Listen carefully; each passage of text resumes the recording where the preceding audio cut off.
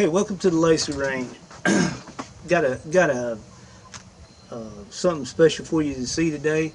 We have what some people would call a sporterized Mosin-Nagant, but it is not.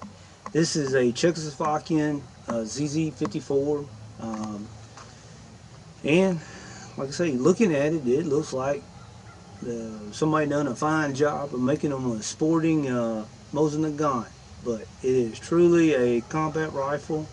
As you can see, the Czechs went with a pistol grip stock, and I forget they went through 20,000 Mosin-Nagants from Russia to get the action that would fit the specs. Has a Miyapa scope on the top of it. This particular mount is not matched, but it is the proper mount. You can see they altered the bolt handle, and unlike what the Russians or the Finns did, you can see that they took a very, very, very steep sweep on it. Works like butter though. Went with the Mauser type sights, front sight also. It is adjustable on the front sight, and got a cover over it. The Miyapa scope goes up to 10. And uses a canvas sling on the side just for carrying. Solid butt plate, checkered at that. We'll show you some pictures of that.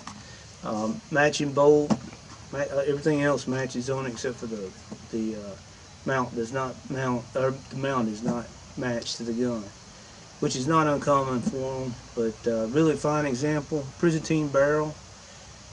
And with that, I have not shot it. So we're going to see what it'll do. So let's gather up our hopes and wishes and dreams on the Lacy Range and see what it does. See how much I have to move the scope. Alright, we'll transition to the 100. I don't know what's going on, but it smells like something's died here. But I digress. I do want to thank Tracy Lacy for helping on filming today. And we'll close the bolt on this and see what we get. Alright, my load that I'm running today is a 174 grain Sierra Match King over 46.5 of IMR 4895, Lapua cases, CCI primers, and this load has been magic for me. So let's see if it continues with the check for the first round down the pipe. Now, I'm going to aim at the paper target. And we'll see where we impact. I'm on lollipop.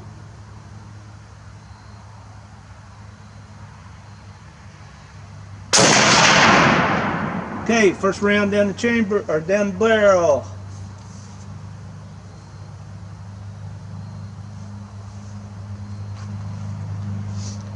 Okay. Way left. Yeah, I'm going to impact on the lower right. So I need to come up and to the left, which is pretty easy to do on this. Okay, close enough to make it work. So let's put another round in the chamber.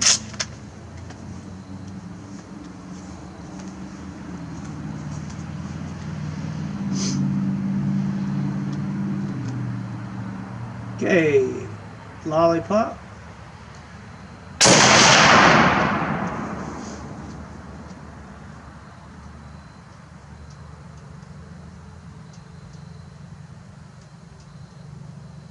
Okay, we're on the target. We're still a little bit, I'm lollipopped and I hit in the middle of the target, but we still need to go left a few more mils, so we'll see what we get. And I am going to go down just a little bit.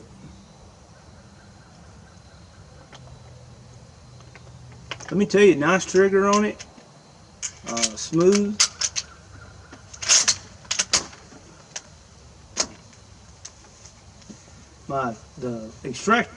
The extractor's having a little time getting over the rim of these Lapuas, but it's working. All right, let's see what we do. I'm gonna aim center this time.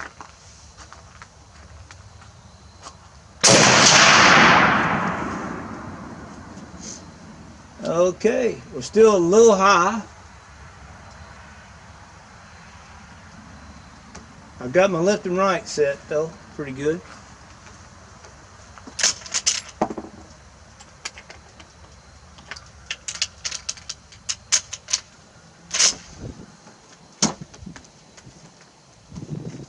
Well, like I said, extractor, if you hear me fumbling with it just a little bit, the extractor is having trouble getting over the lapula cases. There we go.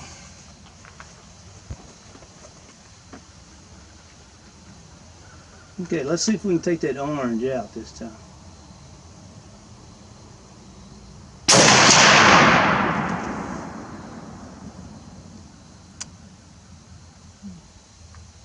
Okay, it went right again.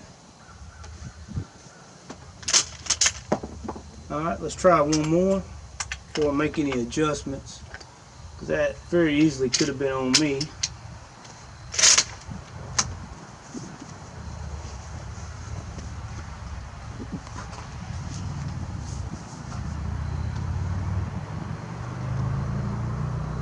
Okay, we're going to bear down on this one.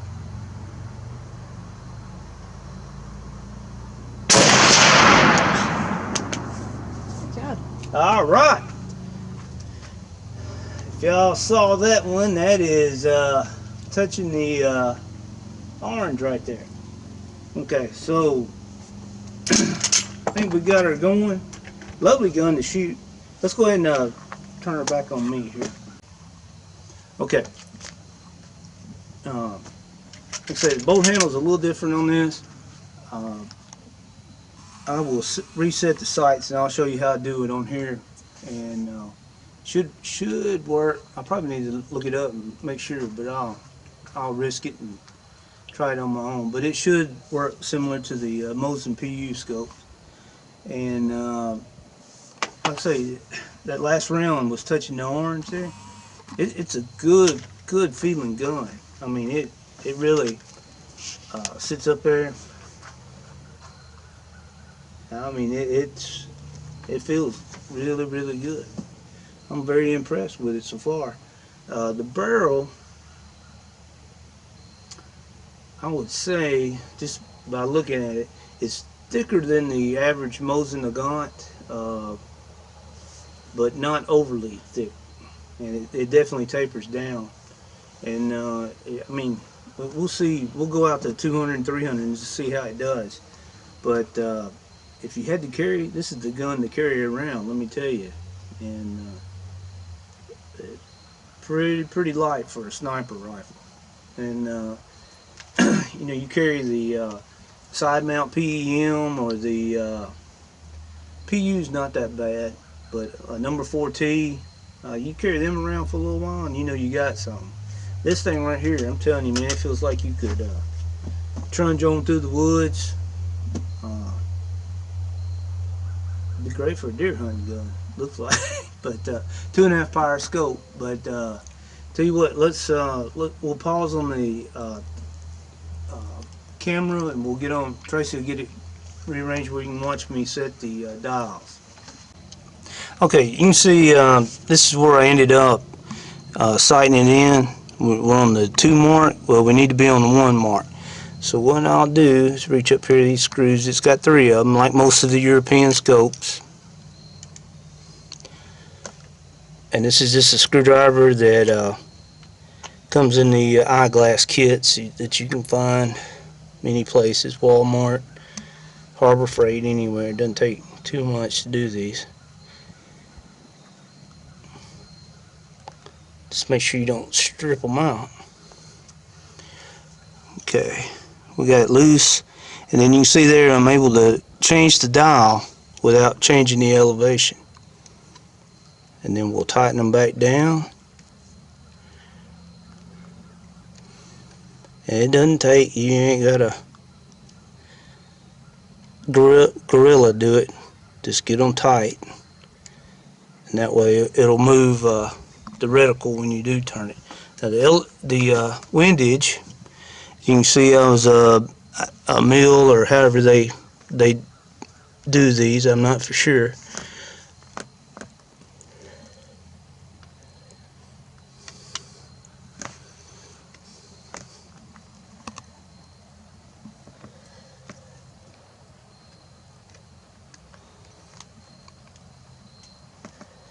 or whoever put these on. Put that Gorilla Glue to them.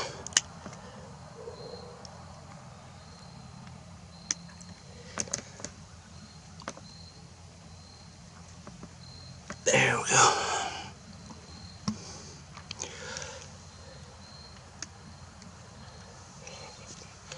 Okay, and then get that rotated back to 0. Then lock her down.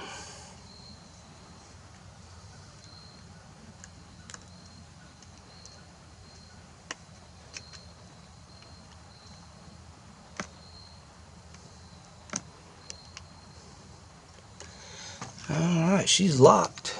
And as you can see, this is Alpha 1826. The gun itself is Yankee 3882 and 57 when she's made. You can see right here the number on the buttstock, 3882. Yankee 3382, Yankee 3882. You can't see now. This is a change. They put a set screw in there on just like the Mausers were done. They did the same thing here on the action here. So we pull this out. You see they also done it on the rear.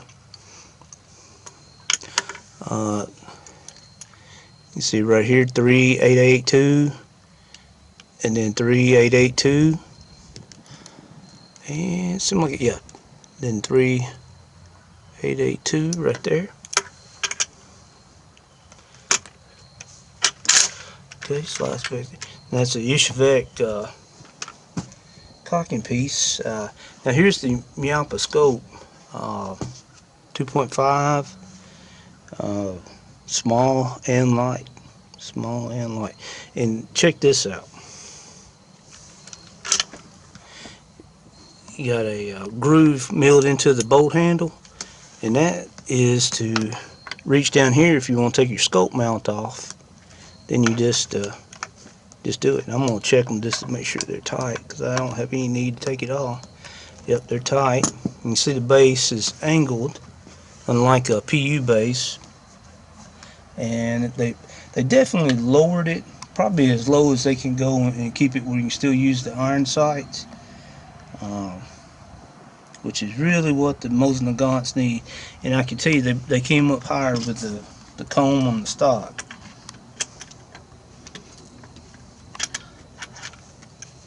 They blackened the bolt, made a nice little groove right there for it to fit down into. And like I said, the trigger feels great. If you want to, we'll take a look at the front end. So you can see something similar to a Mauser type front end. Appears to be free floated right there. Then we look on a Mauser type front side hood. I don't know if it's original or not. I don't know for sure. And that's a false muzzle too. The actual crown is that back down here. So that's a false muzzle.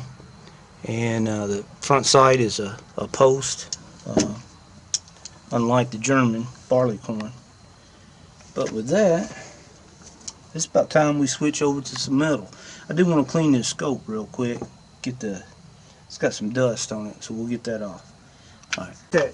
Hey, I want to show you something. The rim on these Lapuas. Now, some of my other Mosin-Nagants have the same issue. I don't know if it's the thickness or whatever, but the sniper bolts on the Mosin-Nagant, I generally don't have any trouble.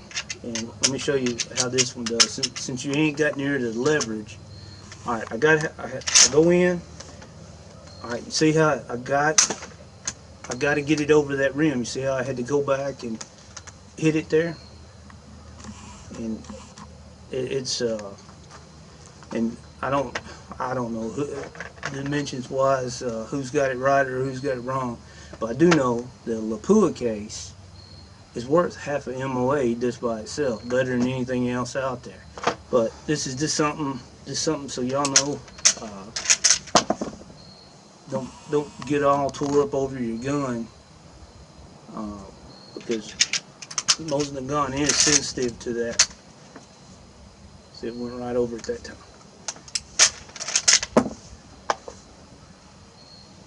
And I have sized the, at first I thought it was the brass, but I have arrived at it is the rim on these, but accurate rounds. So what we're going to do now, we're going to put a round at 100, and then we'll dial up, and we'll just see how it goes out. So let's do that. Let's stop and transition to the metal targets. Okay, here we are, 100, aiming at the bottom of the triangle.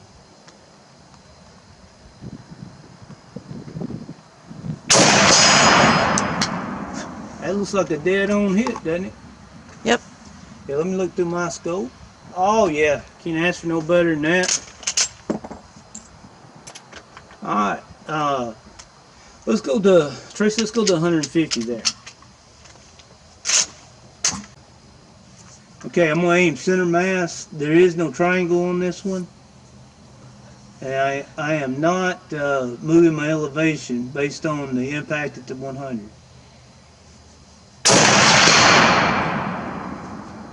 Like a good center hit.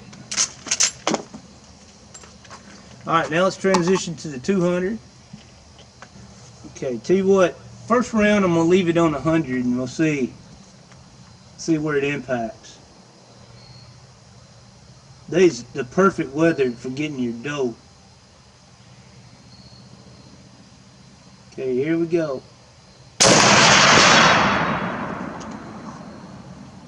Okay, that looks to be just a few inches under the triangle. Left and right still good. Okay, so what I'm going to do is go up to 2.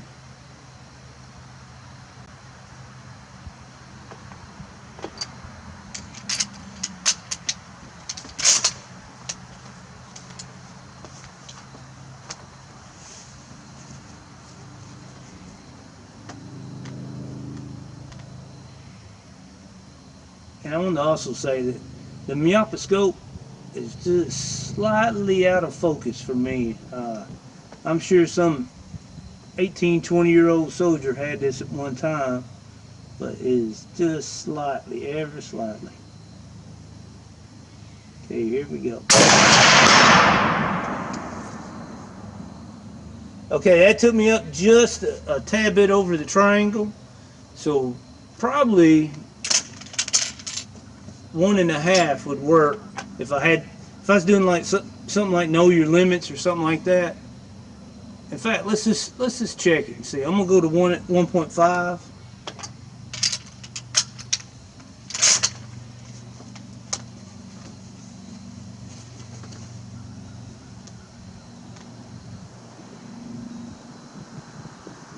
Okay, here we go.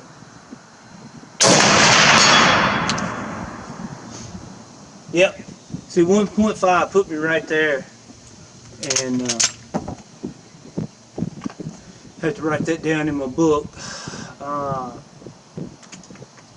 So if I go to 2, all right, let's transition to the 250. That's the one low. Okay, here we are at 250. I'm on 2 on the scope.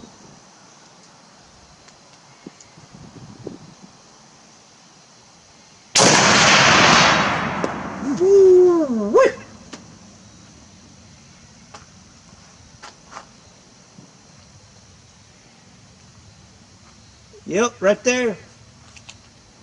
Right there. Fellas, I think you'll see this at the one of the matches at the Henry County Gun Club. Yeah, and very impressive. Very, very, very impressive. Okay, Tracy, let's transition to the 300.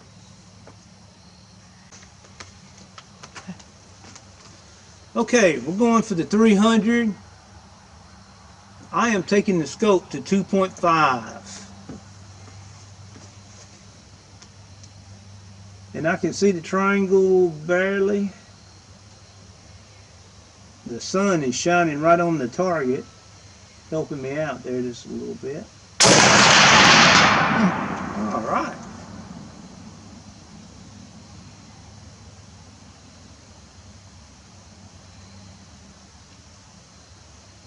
Did you able to see the impact on that? No. There is a leaf sticking up. It makes me think I hit low, but That's what I thought it was at first, but that's not. no, that's not it. Tell you what, let's shoot one more.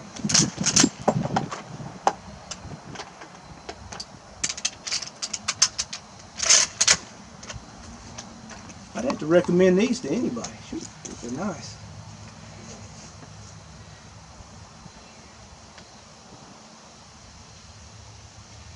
Okay, here we go. Oh, that's just to the right of the triangle. Okay. Let's put one more down there.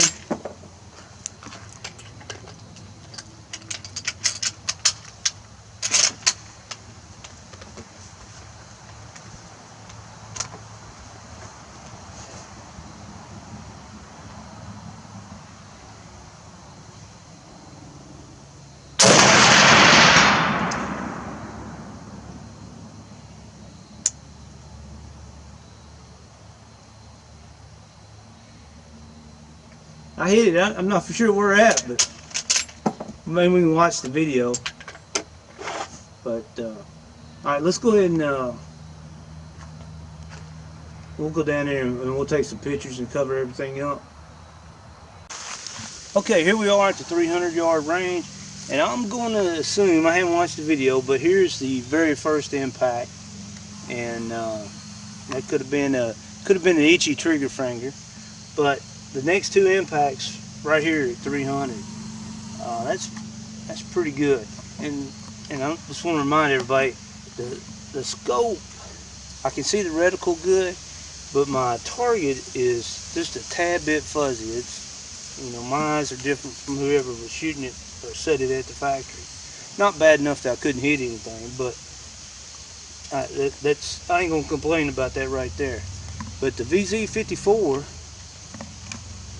definitely appears like it's going to deliver, and definitely well worth what getting it and everything else. And I gotta give a shout out to Clay Bowen for making that possible. Definitely a beautiful gun, a well shooting gun.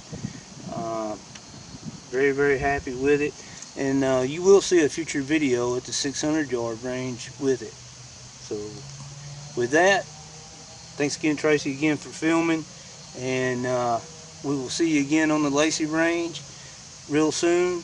And get out and shoot if you ain't doing it, and fire some of these good old steeds. Bye.